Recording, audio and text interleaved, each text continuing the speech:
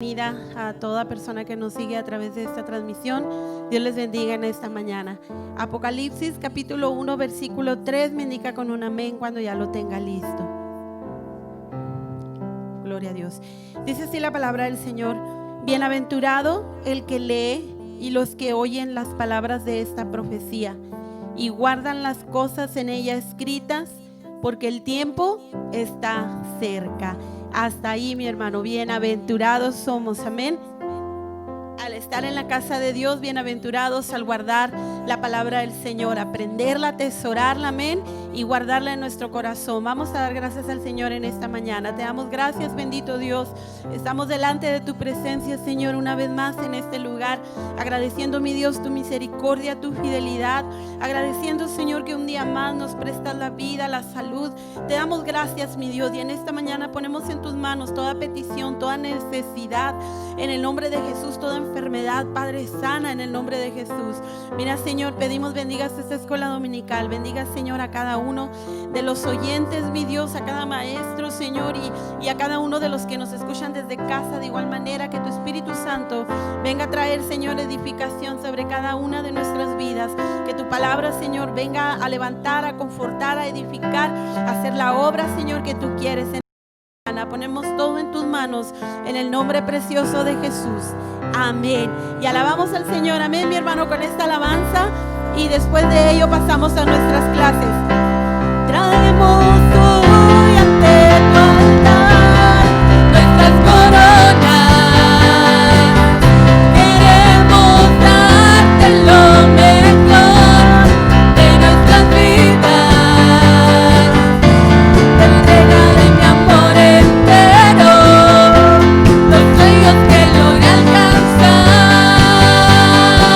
te daré lo mejor de mi vida, Señor, te daré lo mejor cada día.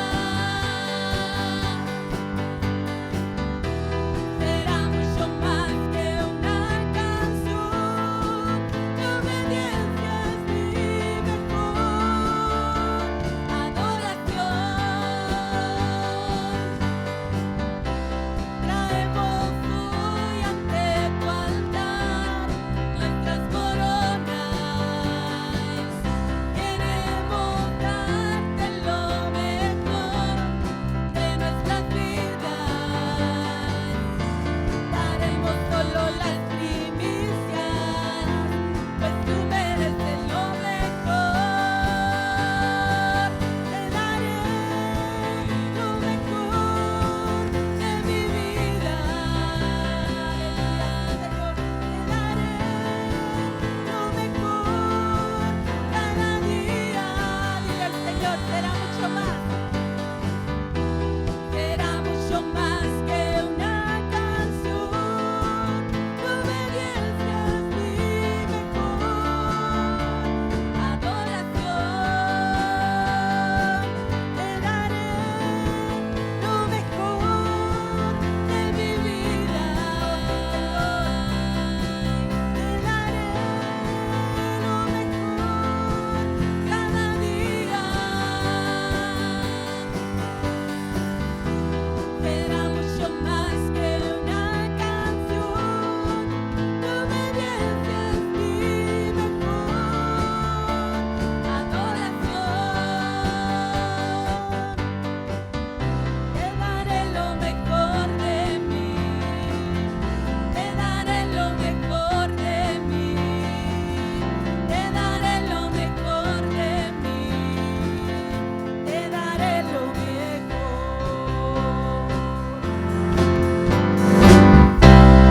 Amén, lo mejor para el Señor. Así pasamos a nuestras clases. Dios les bendiga.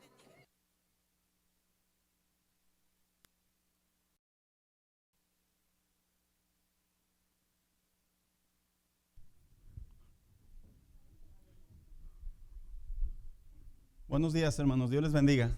Siéntense, por favor, hermanos. ¿Cómo están, hermanos? ¿Ya hace frío o todavía no hace frío, hermanos? Ahí vienen las famosas gripas, ¿verdad? los cambios de clima. Bueno, no que los querramos, pero me refiero que esto es lo que, así que como dicen por ahí, tome mucha vitamina C, tome mucha naranja, tome muchas precauciones y tome mucha oración y mucho ánimo, ¿verdad? Bien, caldito de pollo. No, hermano Daniel, con esas cosas tan temprano. Bien. Pues qué bueno, hermanos, que estamos en la casa de Dios en esta mañana. El día de ahora, hermanos, vamos a continuar con la serie que hemos estado desarrollando en relación durante todo este año, que son precisamente las parábolas de Jesús. Entonces, para ello, hermanos, vamos a entrar en una nueva parábola esta mañana. Así que la pregunta que hago generalmente a las semanas pasadas: ¿cuál fue la parábola de la semana pasada, hermanos? ¿Quién la recuerda? La oveja perdida, lo que se desprende ese himno tan famoso, clásico, la visión pastoral, ¿verdad? Y veíamos cómo es que en realidad el corazón de Jesús hacia la necesidad, hacia el perdido, hacia el pecador, cómo lo expresa, y de la misma manera cómo nosotros debemos demostrar ese amor a las almas perdidas. Una persona que no tiene a Cristo generalmente actúan por carnalidad, actúan por impulsos en donde no hay intervención del Espíritu Santo, y veíamos cómo es que el creyente en verdad debe de comenzar a ver las personas sin Cristo, hermanos, como Cristo lo miró. Entonces, esta semana, hermanos, vamos a entrar en una parábola nueva o una parábola diferente, la cual hemos titulado El rico y Lázaro. Se me cruzó ahí la diapositiva y luego dice el destino final del hombre.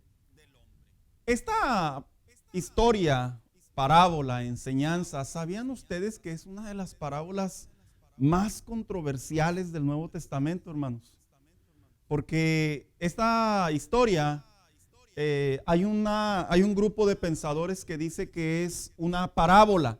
En otras palabras, una historia con una aplicación, pero no deja de ser una historia.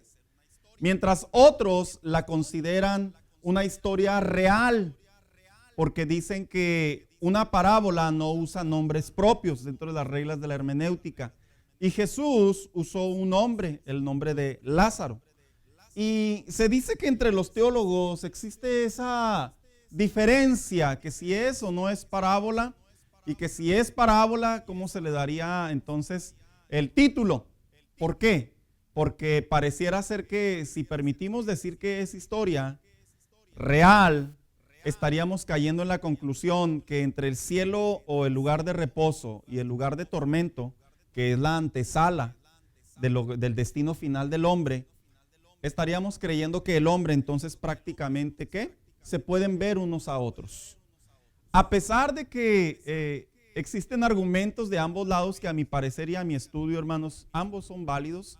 Yo como maestro y estudiante, yo no tengo problemas definir o defender cualquiera de los dos, porque al final del día lo que importa es su contenido teológico. De esto no cambia para nada la vida ni la salvación del hombre. Por lo tanto, no vamos a entrar en ello, lo vamos a atender desde la perspectiva escuela dominical. Yo le quise dar toda esta explicación porque conforme se va desarrollando la clase, se pueden dar dudas y decir, entonces se puede ver el pecador y el justo. Ahí, si yo me muero, voy a ver a mi hermano, si no se convirtió, pueden surgir esas dudas. Entonces, al dar esta explicación, yo lo que quiero llevarlo es a esto. Yo quiero hablar del contenido del destino final del hombre. No quiero hablar de esos asuntos triviales que a mi parecer son, que no tienen suficiente fundamento bíblico para hacerlos doctrina. En mi opinión, es una historia que Jesús contó. ¿Por qué? Porque precisamente a pesar de que el nombre de Lázaro tiene nombre, en la historia rabínica o entre los judíos, la palabra Lázaro tiene un significado, hermanos. ¿Cuántos se acuerdan cuando estábamos en el instituto? Yo les decía, hermanos, ¿parábola o historia? Y nomás me veían, ¿verdad? Y no, parábola, no, historia. Bueno, pues esta tarde vamos a sacar por ahí ese secretito, ¿verdad? Que para muchos da la interpretación que es una historia, pero en realidad, hermanos, yo soy de la inclinación que es una parábola. ¿Por qué? por lo siguiente. Entonces, al hablar de esta historia, le voy a invitar que abra su Biblia junto conmigo en el Evangelio de Lucas, capítulo 16, versículo del 19 en adelante. Cuando lo tenga, damos lectura. Y dice de la siguiente manera. Si usted quiere ver las diapositivas que están aquí, las puede tomar. Te voy, Julián. Las puede tomar en la aplicación de la iglesia. Ahí está todo lo que proyectamos aquí. Julián, dime, hijo.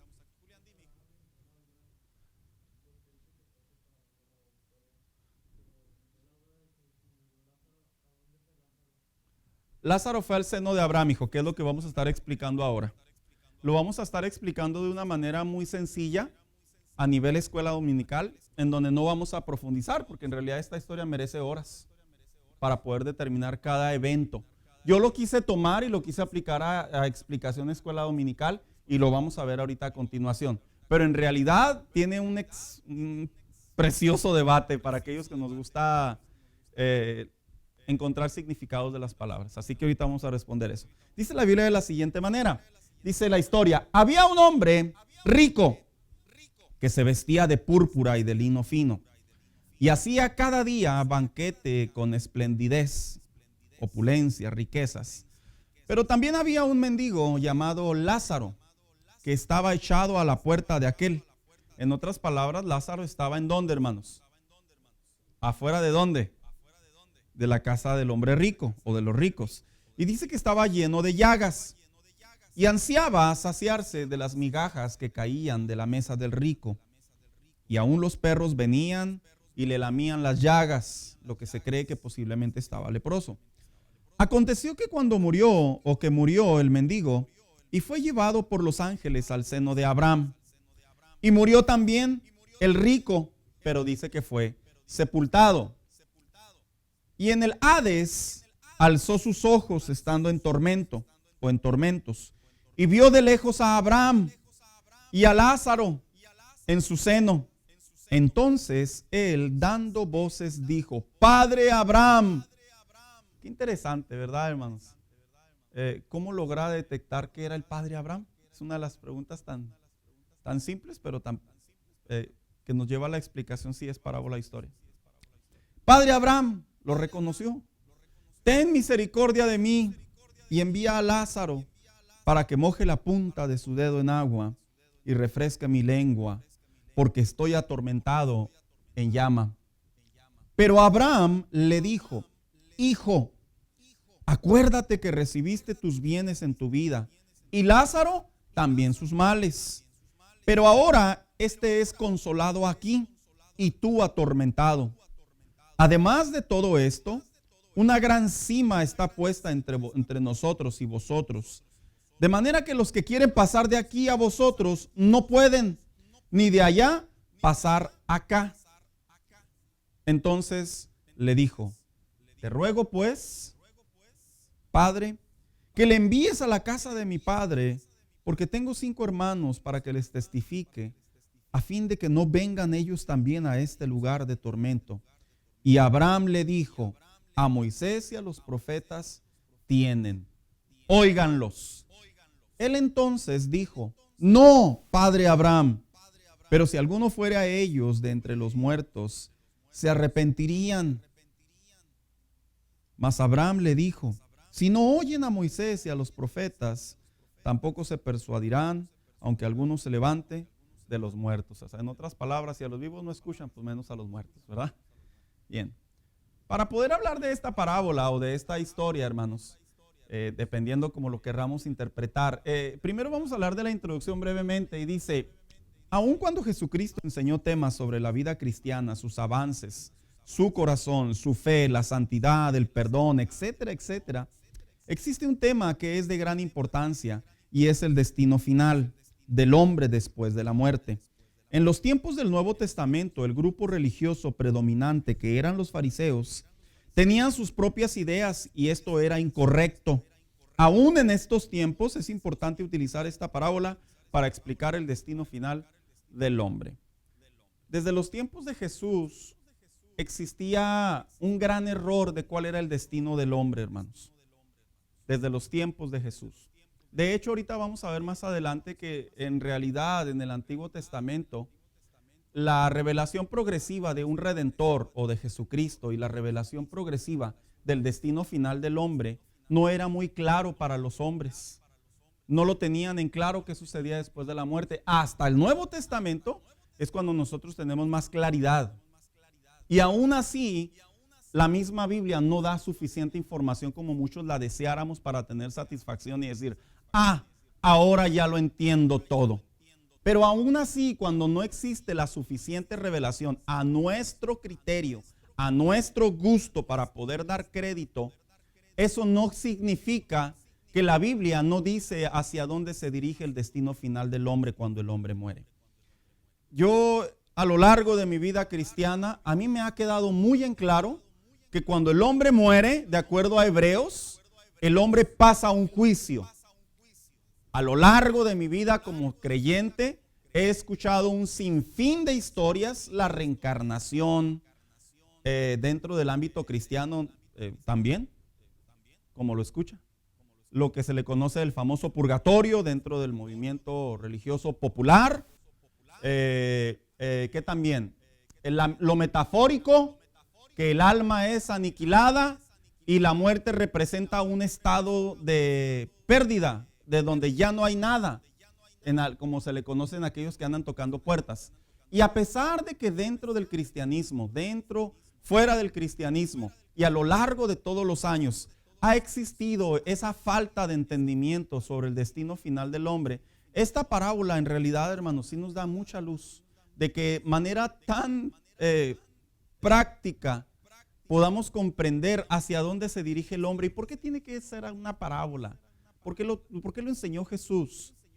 Porque si no lo hubiera enseñado Jesús, hermanos, definitivamente que el hombre, como de costumbre, terminamos haciendo lo que queremos.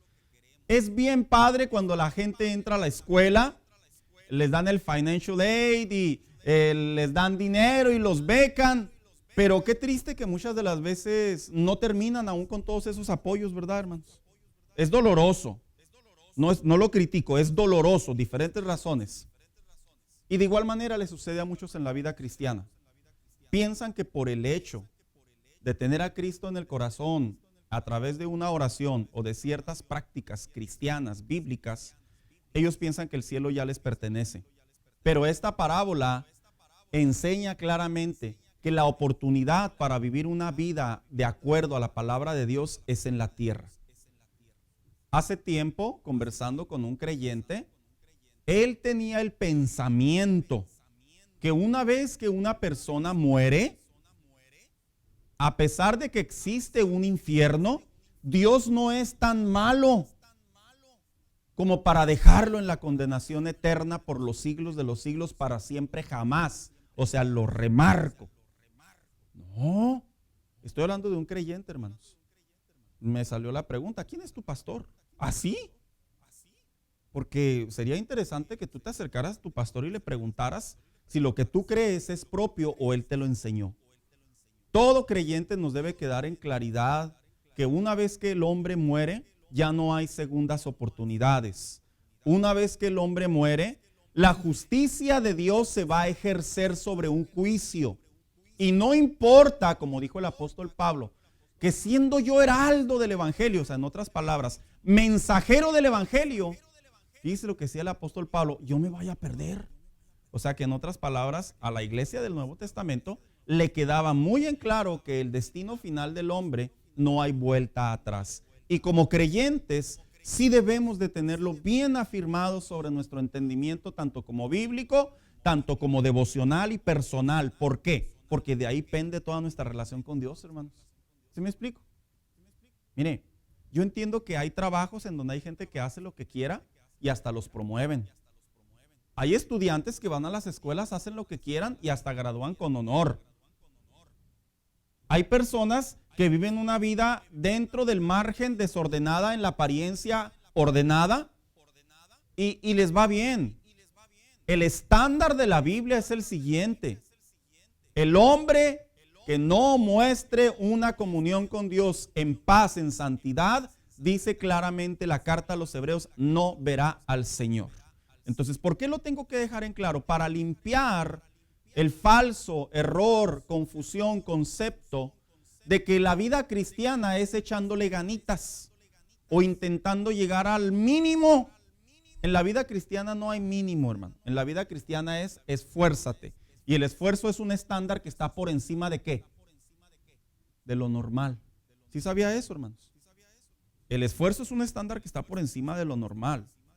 El esfuerzo no es un estándar que está dentro de, perdón la palabra, de la mediocridad de la sociedad. No, el estándar de la vida del hombre que quiere progresar sabe que tiene que sudar. Y hay una frase entre los americanos, ¿verdad, Abby? Que mencionamos hace unos días. Muchos que dicen, Abby, que sudan ¿qué? Ándale, tradúcemelo al español. Lloran, sudan lágrimas y quién sabe qué tantas cosas dicen. Que es una frase célebre. ¿Ya la recordaste? Dímela. Blood, sweat and tears, ¿verdad? Es que en realidad en la vida así funciona. Que el hombre en esta actualidad, las iglesias en esta actualidad, piensen, enseñen, tergiversen, opten, opinen que el hombre solo necesita llevar una vida tranquila, con todo el respeto. Ni Cristo vivió esa vida, ni el apóstol Pablo vivió esa vida, ni los hombres de Dios vivieron esa vida como para que nos comparáramos y dijéramos, es que con que la libre, es que aquí no hay de que la libre, aquí hay de que hay que estar bien. ¿Por qué lo tengo que aclarar antes de entrar a la clase?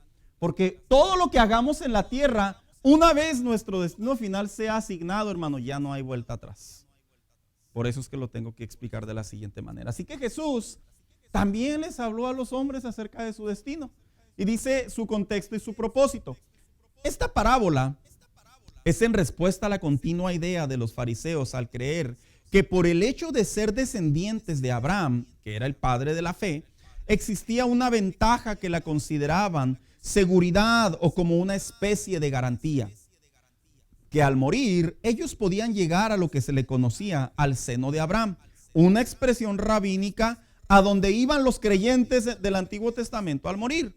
Y Jesús aclara este asunto a través de una parábola. Mire, los fariseos que representaban la religión o la religión oficial de Dios, por así decirlo, en los tiempos antiguos del Nuevo Testamento, ellos decían, yo soy hijo de Abraham.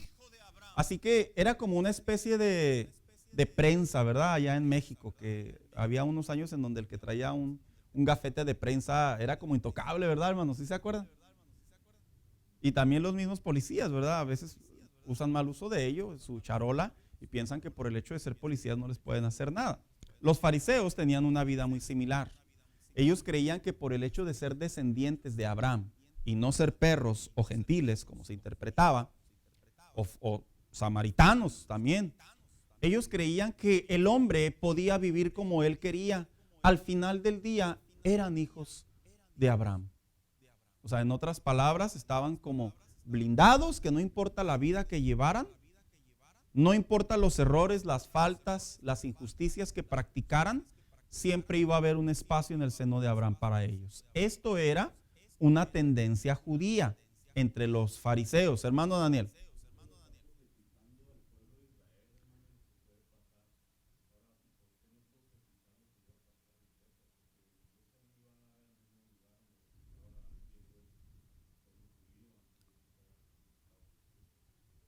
¿Sabe que Cristo cuando estuvo en la tierra a los suyos vino? Creo que esa fue su primera misión. A pesar de que por su providencia él ya sabía que lo iban a rechazar. Pero él vino a los suyos primero. Les dio la opción de que recibieran el mensaje. Pero existía tan fuerte el pensamiento, soy hijo de Abraham, que no necesito que nadie dé su vida por mí. Que no necesito un salvador, no necesito un redentor.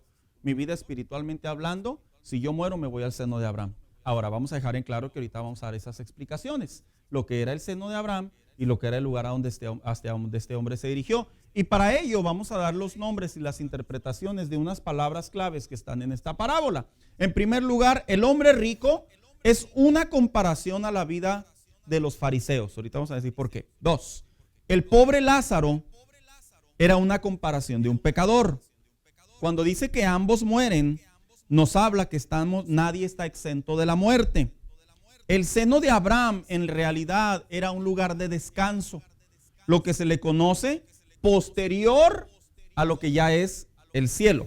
Pero a la misma vez, el Hades, como se le conocía en el Antiguo Testamento, era un lugar de tormento, lo que se le conoce hoy en día, de acuerdo a la revelación del Nuevo Testamento, la antesala. Cuando una persona muere, a mí me han dicho, cuando una persona muere ahorita, sin Cristo, ¿a dónde se va? A un lugar de tormento.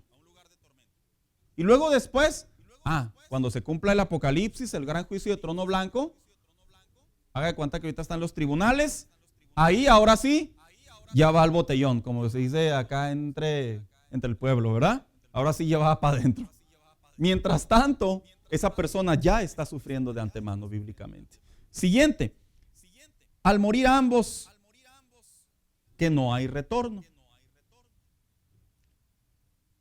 Aquí en esta parte o en este segmento yo sé que puede haber cierta, vamos a llamarlo, no fácil de interpretar, porque muchas personas parece que van al cielo y al infierno como si tuvieran visa láser, ¿verdad? Perdóneme, hermano, no soy sarcástico, pero sí soy muy cierto. Nadie puede entrar y salir así como si nada. La Biblia dice, está establecido que el hombre muere después, el juicio. O sea que no le da crédito a las personas que van al infierno. En mi opinión, es una explicación muy amplia. Puede ser una parte de una visión. En una visión sí es posible, pero en lo que representa la muerte, estar pisando ese lugar, tengo mis reservas. ¿Por qué? Porque la Biblia, tanto como lo enseña en Hebreos, tanto como lo enseña esta parábola, pareciera ser que no hay vuelta atrás. Pero sí creo que sí existen casos, pero muy diferente a lo que se interpreta cuando le ponen mucha crema a sus tacos y yo vi al Señor y nos tomamos una Coca-Cola juntos. No, ya usted anda muy lejos de la realidad. ¿Mande? ¿Vuelvo a repetir, hermano Ani? Es que volvemos a lo mismo, ¿era o no era Samuel? La pregunta de los 64,000, ¿verdad? Bueno, por eso le digo, hermana Carrera, es la pregunta de los 64,000. Pero usted puede seguir participando. Y por último, misericordia en el Hades. O sea, en otras palabras, nosotros los seres humanos experimentamos un tiempo de vida, un cronos, un tiempo de vida. Cuando a alguien le dice, no, pues mira, 50 años en la cárcel, por lo menos tiene la esperanza que, ¿qué, hermano? Pues que va a salir, ¿verdad? Pero cuando le dicen, no, pues ya es muerte vitalicia, ¿qué dice? Pero voy a salir de aquí, muerto pero salgo.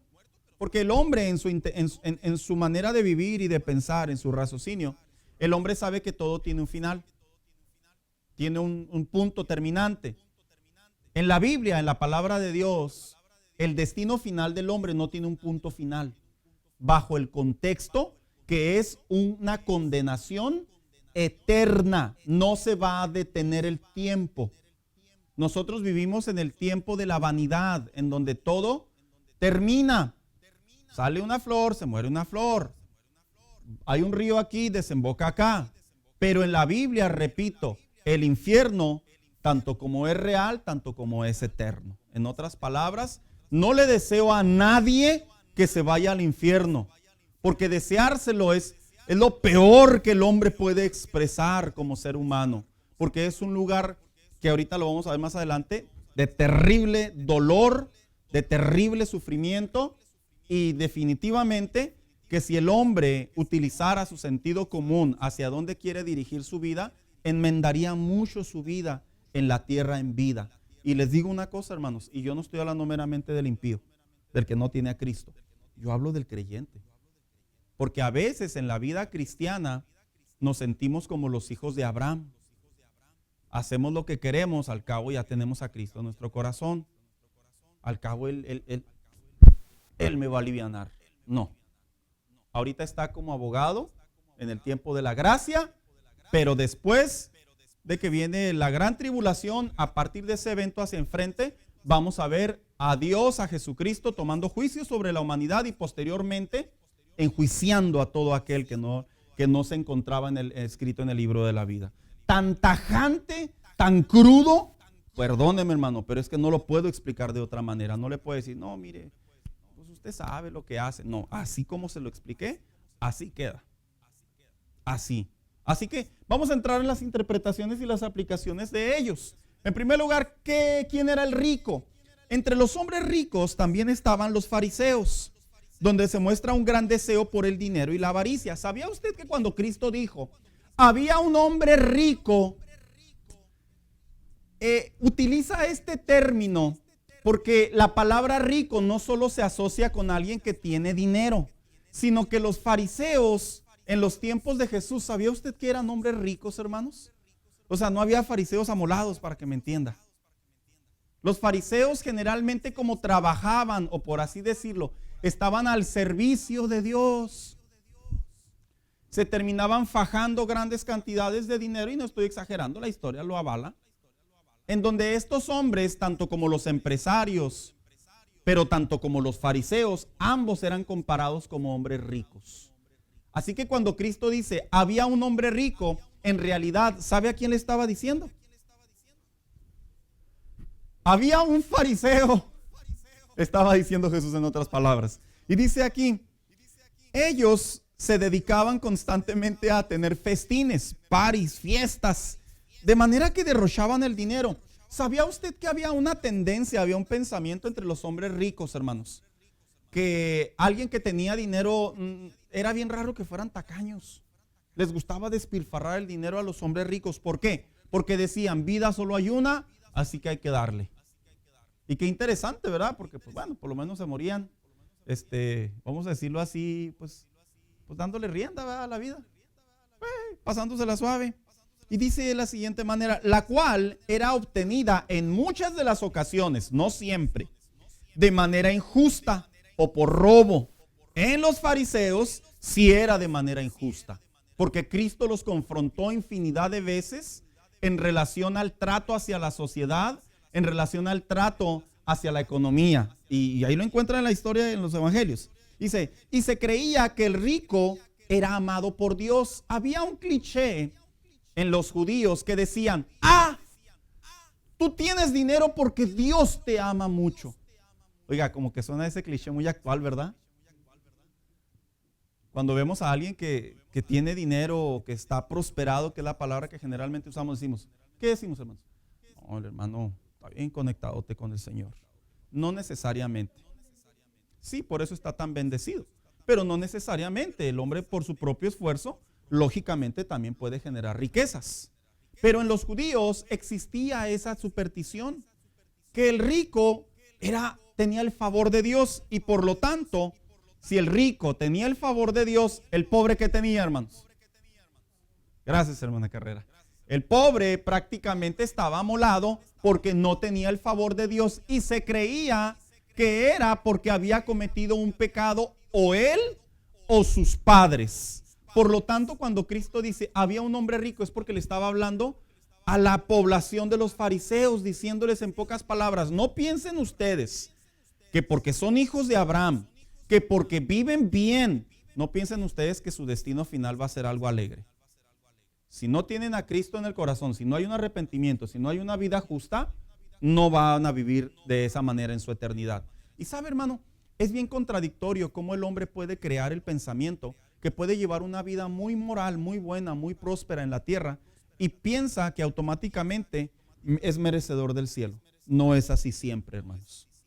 El merecedor del cielo, la Biblia lo establece, que es entregándole la vida a Cristo y viviendo de acuerdo a la palabra de Dios, independientemente rico o pobre. Así que Jesús tenía que llevarlos a ellos a sacarlos de ese error, lo cual era un gran error de interpretar. Ahora, ¿quién era Lázaro?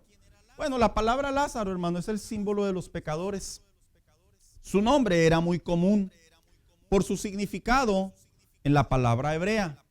Así como cuando vemos a un Pepe, ¿verdad? ¿Se acuerdan de las películas de nosotros los ricos, ustedes los pobres? ¿Sí se acuerdan? Pero ¿dónde está Torito? ¿Se acuerdan, hermano, de esas películas? Sí, ¿verdad? O sea, en esa época, si usted tiene memoria, en esa época, ¿sabe a quién le ponían Pepe? A los carpinteros, a los pobres, a los amolados. Entonces, en la Biblia, y no me vaya a preguntar por el nombre de la niña, ¿cómo se llamaba la niña? Chachita. Sí, ¿verdad? No me va a decir, la Chachita, no, pues las pobrezonas, ¿verdad? No. En la Biblia, la palabra Lázaro era un significado que significaba del hebreo Dios el ayudador o Dios ha ayudado. qué interesante es que la palabra Lázaro, el nombre propio de Lázaro en su significado, tiene mucha similitud lo que vino a hacer Cristo a la tierra, que dice de acuerdo a Lucas que él vino a buscar y a salvar ¿qué? Lo que se había perdido. Entonces yo puedo interpretar que Cristo pudo usar este lenguaje o cualquiera de esos tiempos. No está en la Biblia, lo quiero dejar en claro, esto es una explicación. Cristo vino a buscar a los Lázaros, o sea, a los pobres, a los que necesitaban ayuda. Entonces seguimos leyendo.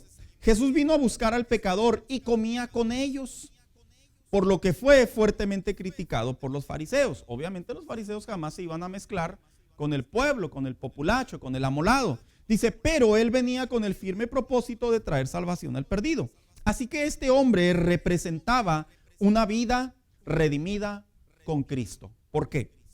Porque sería un error pensar que el pobre, por ser pobre, se merece el cielo. Que si lo vemos desde la perspectiva sentimental, sí le daríamos eso, ¿verdad, hermanos? Es como cuando a alguien le decimos el premio de consolación.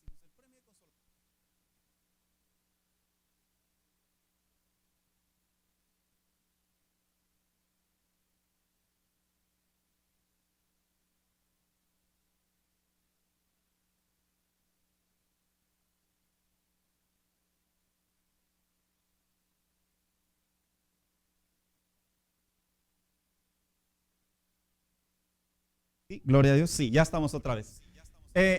Entonces, se tiene el pensamiento que una persona pobre, una persona que le va muy mal en la vida, pues de consolación merece el cielo. En realidad, Lázaro no mereció el cielo por ser pobre y tener llagas y estar en miseria. Por el título de su significado, daba la interpretación que era un hombre que había sido ayudado, redimido por Jesucristo en nuestra interpretación. Entonces ahí sí estamos de acuerdo que Lázaro merecía el seno de Abraham. ¿Por qué? ¿Por pobre? No, porque su significado es que había sido ayudado, redimido por Cristo. Entonces, dando estas dos explicaciones, yo creo que ya nos tiene que quedar un poquito de luz, ¿verdad, hermanos? Si era historia o parábola, pero seguimos con ello, ¿verdad? No se preocupe, ya más adelante me aborda usted si usted dice, no, es historia, sí existió, pastor, yo conocí a Lázaro. Ya usted me lo dice más adelante. Pero dice la Biblia que ambos murieron. La muerte es inevitable, es lo que quería decir Jesús. Lo que estos dos personajes dejan en claro es que no importa el estatus económico, espiritual, moral, social, todos un día moriremos, de acuerdo a Santiago 4:14. El hombre tiene una fecha de caducidad, sin importar sus riquezas, sus influencias o sin importar la vida que lleve. Todos tenemos una fecha de caducidad. Y este estado es solo la separación de la tierra, ya que la Biblia enseña que ambos fueron a diferentes lugares de acuerdo a su manera de vivir. O sea que Lázaro, por ser pobre, se fue al cielo. No, a su manera de vivir ahora, interpretando correctamente Lázaro, que significa Dios lo ha ayudado, Dios lo ha redimido, Cristo vino a dar su vida por él. Podemos llegar a la conclusión que la vida de ese pobre, aunque vivió en desgracia ante los ojos de la sociedad, él tenía prácticamente una comunión con Dios, llevándola a una aplicación, hermano. No digo que él, Entonces dice aquí, la Biblia enseña que seremos confrontados con nuestro Creador. Dice Hebreos 9:27, está establecido que el hombre muera una sola vez y después ¿qué? El juicio, ¿verdad? Después seguimos leyendo. ¿Qué es el seno de Abraham? ¿Por qué Jesús tuvo que dar esta explicación en los tiempos en donde todavía no había una revelación de un cielo? Había una revelación progresiva en el entendimiento de los hombres del Antiguo Testamento que si hacían las cosas bien, como hombres justos tendrían reposo. Pero también la temática enseña, la filosofía lo enseña lógicamente, que si usted hizo algo malo con su vida, ¿qué merece? Castigo. A pesar de que solo existía ese entendimiento en el Antiguo Testamento, esta parábola Cristo les abrió luz a los hombres para que supieran que sí existía un lugar, con la diferencia que iba a ser eterno. Porque volvemos a lo mismo. También existía una parte de la sociedad de los judíos que creían que por mucho mal que habían hecho, podía la manera de poderlo extraer de ese tormento, porque Dios, por ser su Padre, no lo iba a dejar en ese lugar y se lo iba a llevar al cielo. Porque todos tenemos derecho a pensar y a creer lo que queramos. Pero la diferencia está que lo que ya está establecido por Dios no hay vuelta para atrás, hermanos. Entonces seguimos leyendo, dice, este lugar, el seno de Abraham, que es el lugar de descanso, dice, este lugar representa para todos los judíos una vida donde ahora se gozará de descanso. Recordemos que en el Antiguo Testamento la revelación de un cielo y un redentor fue progresiva. Lo que ves para hoy nos ha sido revelada es aceptar a Cristo en nuestro corazón y ser fiel al morir, en donde después gozaremos de un destino final donde seremos recompensados. Miren, no importa todo lo que hagamos para Dios en la tierra. Puedo ser pastor, maestro y todo lo que usted y yo querramos. Usted puede ser un cantante, puede ser un artista, usted puede ser un ayudador, un hombre misericordioso, todo lo que usted y yo querramos. Si no finalizamos nuestros días con una vida recta delante de Dios, agradable delante de Dios, hermanos, los papeles pueden cambiar. Pero yo tenía 20 años y el último año me descompuse. Pues sí, se descompuso. A ver, van corriendo todos ahí en la pista de atletismo y ya a los últimos 100 pies aflojó el que va en primer lugar. ¿Qué le va a pasar? Pues pierde. ¿Pero por qué? Si yo los llevaba todos atrás y hasta me iban y me gritaban, espéranos. Sí, pero tú aflojaste. Así de simple. Así es la vida. Es como los estudiantes. Tú puedes tener un excelente grado académico, pero si el último año tú aflojas, tú truenas. Truenas así. O sea, no, y no cuenta lo que dice atrás. Sí cuenta, ya se quedó atrás, pero tú truenas. Ahora, ¿por qué hago estas analogías? Porque viera cómo hay cristianismos que piensan que por el hecho de hacer las cosas bien delante de Dios, Dios les va a dar chance. Escúcheme bien lo que le voy a decir. Para usted, ¿qué es la palabra chance? La oportunidad está en la tierra, hermana Carrera. Fuera de ahí ya no hay oportunidad.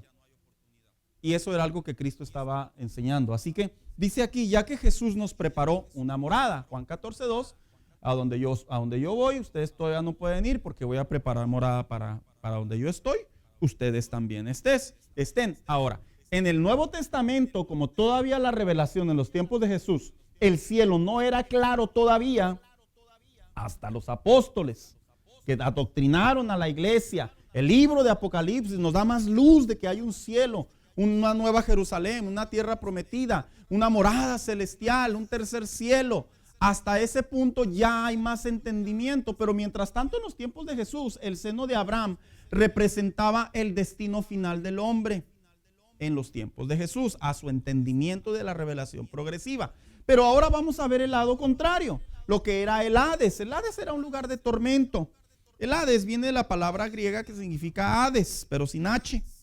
Para traducir el término hebreo Seol o Sheol, que era el lugar de los muertos, lo que es identificado como el lugar de tormento, sitio previo para recibir una condenación eterna, que es el infierno, o el Genega, o el Gená, como lo llamen muchos, dice, por haber rechazado a Jesucristo como el Salvador y no vivir una vida de acuerdo a la Biblia. Ahora, Cristo les decía a sus oyentes, qué bueno que están conmigo, qué bueno que me escuchan, qué bueno que aprenden, pero aguas, porque también hay otro destino si te apartas. El camino injusto te va a llevar a un destino. Y yo entiendo que aquí le pudiéramos dar mucha explicación, el infierno, se aniquila el alma, el lugar de muertos, el Geneva, el basurero se le llamaba el basurero de los muertos en el Antiguo Testamento, Ezequiel, Jeremías y todo eso. No voy a entrar en eso, hermanos. No es el momento, porque yo solo me quiero enfocar, vuelvo a repetir, en la perspectiva práctica del lugar del destino del hombre, no del infierno, pero de que existe un infierno, existe. ¿Qué pasa cuando una persona muere? Automáticamente va a una antesala, a un lugar de tormento. Cuando a alguien lo detiene la policía por cometer un crimen o por lo agarran con las manos en la masa, ¿a dónde lo llevan primero? A los separos. ¿A dónde, hermano Carlos? Se le dice un tanque, pero todavía no ve un juez, pero ya está retenido. Y estar retenido es privarlo de su libertad. El Hades, por así decirlo, es una antesala. Cuando una persona muere sin Cristo en estos tiempos, va a ese sitio. Mucha gente dijo, bueno, ¿y por qué no se van al infierno de volada? Bueno, hermanos, vamos al Apocalipsis, hermanos. No, yo sé que por usted los mandaría, ¿verdad? No, nosotros no. otros cristianos. Ven. Recuerde que la Biblia enseña en Apocalipsis que el infierno está reservado para quién y quién. El diablo y sus seguidores. ¿Y quiénes son los seguidores del diablo? Los que rechazan a Cristo, los ángeles caídos, los demonios, los espíritus, etcétera, etcétera. Entonces, cuando la gente dice, no, que yo fui al infierno y ahí estuve y vi a Michael Jackson, yo me quedo así. Ese cuate todavía no está en el infierno. Bueno, si es que no se arrepintió. Como muchos otros hombres reconocidos de la sociedad, de la farándula. Están en un lugar de tormento. El destino final de ellos todavía no llega. Todavía no llega. Así que, por lo tanto, cuando dicen, no, yo fui al infierno, híjole, yo me quedo así como que, ¿Por qué? Porque la Biblia enseña que ese lugar en realidad todavía no es inaugurado. Es más, y el infierno no fue hecho para el hombre. El infierno fue diseñado para Satanás por su desobediencia. Solo que el hombre, por su rechazo a Cristo, va a terminar junto con él. Así de simple. Entonces, seguimos leyendo. Y en la parte de abajo dice, por haber rechazado a Jesucristo como el Salvador y no vivir de acuerdo a la Biblia, lo que los destituye de la gloria de Dios. Ese era el Hades, llevándolo al entendimiento de ahora, por así decirlo, el infierno, en donde un día van a culminar. Hermano Carreto.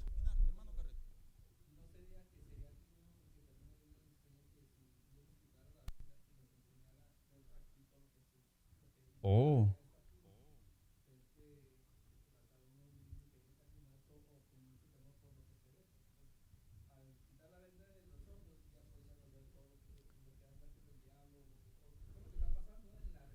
Más bien dicho, más que la venda, hermano Careto, más bien dicho que pudiéramos abrir nuestros ojos espirituales. Es bien interesante cómo el hombre aprende a vivir en base a sus ojos carnales, a lo que vemos. Pero la realidad es que como somos seres tripartitas, si Dios permitiera que nosotros miráramos con nuestros ojos espiritualmente hablando, el mundo espiritual estaría testo, creo que es la palabra correcta que puedo usar, tanto como de demonios como de ángeles. Los ángeles al servicio de Dios protegiendo a los hombres de Dios, mujeres de Dios, y Satanás y sus seguidores, en este caso los demonios, los espíritus, estarían buscando la manera de, en su naturaleza, seguir esclavizando al hombre. Entonces sí, hermano Careto, sería algo terrorífico, me atrevo a creer. Que de hecho, ahí puedo dar crédito que muchos creyentes sí han tenido visiones. Y sí son bien acertadas, yo sí estoy de acuerdo en ello. Que un creyente puede tener esas visiones en ver el mundo espiritual por fragmentos.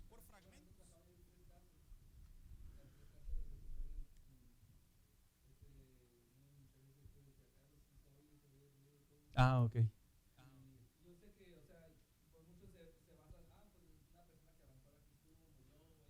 El espíritu rondando, ¿verdad? Dijo alguien.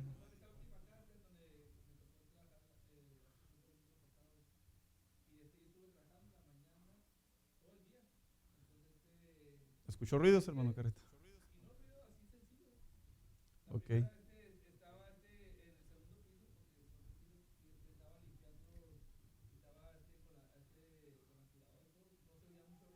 Ok.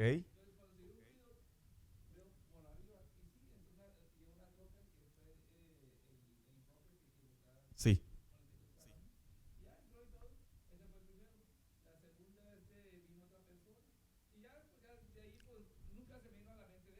Uh-huh.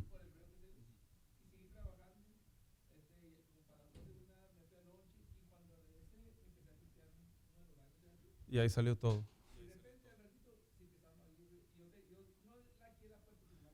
Sí.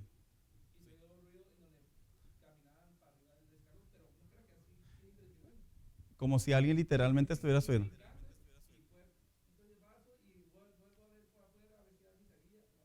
Y naranjas, dijo el otro, ¿verdad?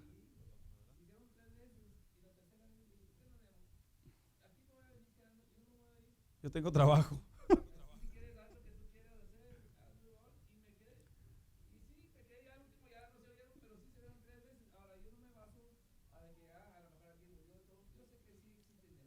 Exacto, ahora vamos a dejarlo bien claro. Yo solo quiero responder brevemente sobre eso, hermano Carreto. A mí la gente me ha dicho, un demonio puede golpear una pared, y yo les digo no. La respuesta es muy lógica, porque un demonio es un ser espiritual y no vive en el mismo mundo que nosotros. Sin embargo, un demonio sí se puede introducir sobre una persona, sobre un animal, y puede usarlo como un objeto para hacer daño físicamente. Ahí sí estoy de acuerdo porque hay Biblia para sustentarlo. Se pueden abrir los oídos espirituales, estoy de acuerdo con usted, en donde podemos escuchar voces, porque los demonios seguramente hablan entre ellos. Tan simplemente cuando estuvieron con Jesús, ya nos vienes a atormentarnos, pues hoy ya sabían de lo que se trataba la situación.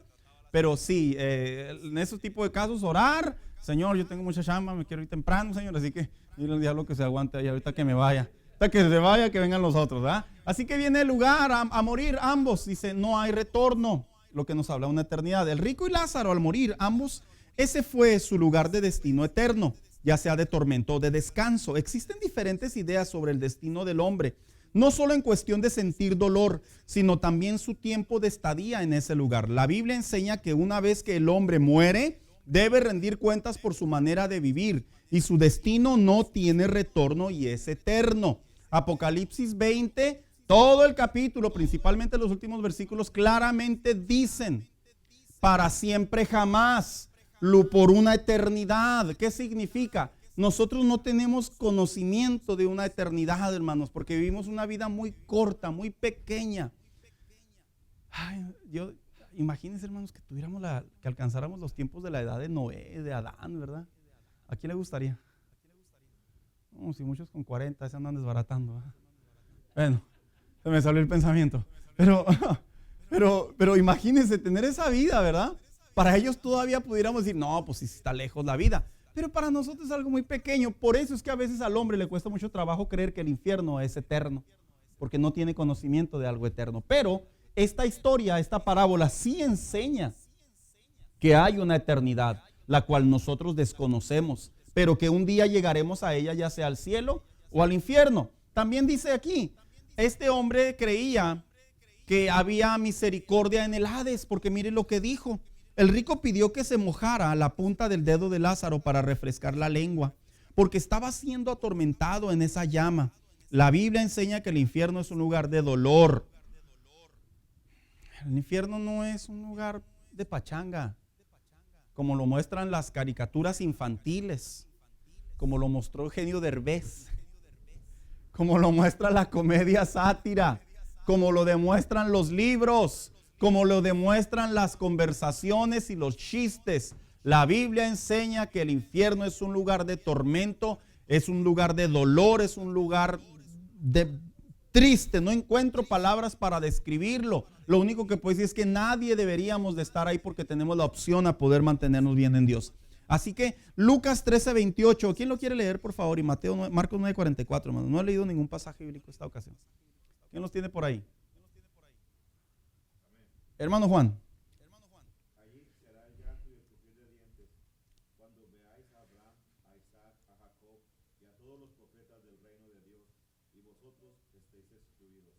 Jesús les hablaba en el lenguaje de ellos que iba a haber esa separación, pero era progresiva, todavía no llegaba. Les estaba hablando en el lenguaje de ellos que había una oportunidad para tener paz, pero también había una oportunidad para tener la desgracia. ¿Quién tiene el otro pasaje bíblico? Lucas, usted leyó Marcos, ¿verdad, hermano? Lucas 13:28, hermanos. ¿Quién lo tiene? Perdón, Marcos 9:44. Avi, ¿lo tienes? ¿No? Esgrima, hermanos. Mana carrera, usted ahí trae con el dedo, ¿verdad? Hermano Juan.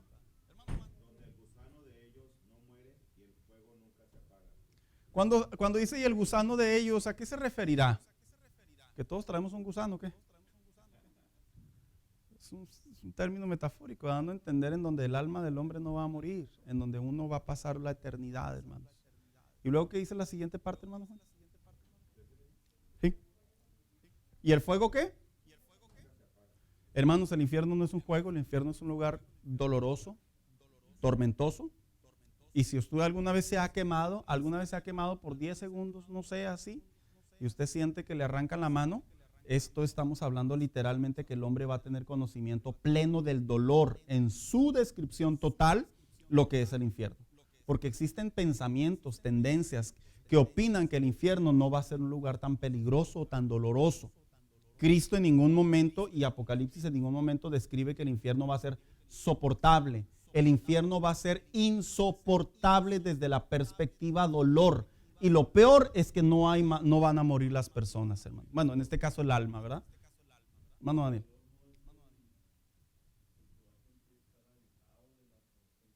Y de hecho, hermano Daniel, es correcto. De hecho, yo creo que si hacemos un análisis de qué es lo que más le va a poder al hombre estar en el infierno, lejos de un sufrimiento, es aquellos que tuvieron conocimiento del Evangelio y están ausentes de la gloria de Dios. Porque no me figuro un cristiano, un hijo de Dios que experimente la presencia de Dios y termine sus días en el infierno. Sería algo pues, terrible. No encuentro palabras, hermanos, para describir. Bien, y dice, y será por los siglos de los siglos, donde será el juicio eterno para sus almas. Y luego, ¿qué dice? Para siempre.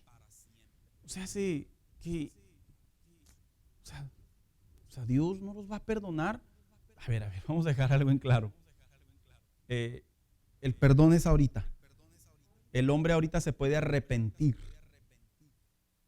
Porque vivimos, si me estoy figurando si no tengo a Cristo, vivimos separados de la comunión con Dios. Estamos en enemistad inclusive con Dios. Pero si venimos a Cristo, se crea esa comunión y somos separados del infierno. Por eso dice Apocalipsis 20, y el que no fue hallado en el libro de la vida fue arrojado. Y el mar devolvió a sus muertos y empieza a decir, ¿verdad? Que se empieza a recopilar todo ser viviente. Obviamente me refiero en el contexto de que todo ser humano le va a dar cuentas a Dios. Así que, mira, ahora sí terminé a tiempo. Así que, miren, hermano. Bien, no, es que ya ve, hermano, que siempre me ando debiendo minutos. Esta parábola, esta historia nos debe no solo de dar la claridad que el propósito es que no tenemos ventajas por el ser hijo de Dios, como que tengo licencia, ¿verdad, hermano? Y no hay bronca que me la lleve a suave. No, un cristiano no se la puede llevar suave. Un cristiano está en constante esfuerzo, combate, lucha. No es que vivamos como paranoicos. No es paranoia. Ni son efectos posguerra, ni nada de eso. Es que la realidad, hermanos, es que el apóstol Pablo lo dejó en claro en la carta a los Efesios capítulo 6. Hay huestes que apelan para tomar al Hijo de Dios y en su naturaleza destructora querer llevarlo hacia atrás. Por eso cuando al creyente se le meta en la cabeza de repente, no, ya no quiero ir a la iglesia, no, ya no voy a buscar a Dios, no, ya para qué le echo ganas, no, ya para qué ya oro. Hermano, cuidado. Porque son los primeros pequeños indicios para una vida cristiana que puede llegar al declive. Como lo hemos visto en muchos, ¿verdad, hermanos? Entonces, Jesús sí les quería enseñar a los oyentes que por el hecho de ser hijos de Abraham, en otras palabras, por el hecho de ahorita estar en la iglesia, eso no garantiza el cielo. No lo garantiza.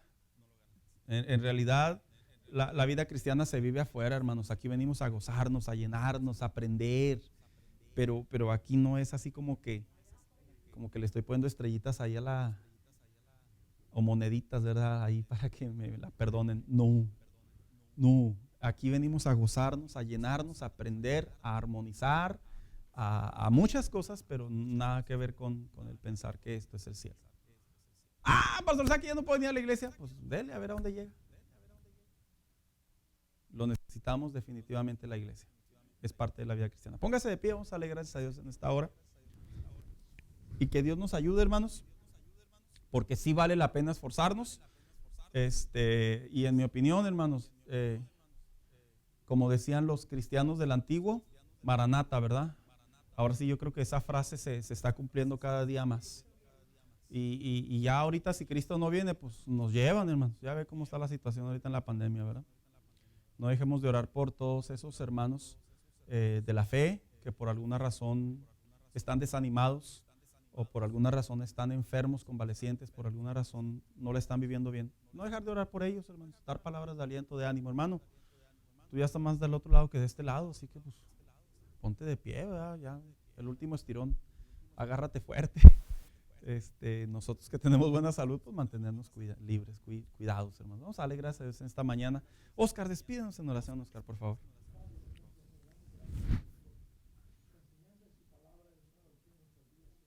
Amén.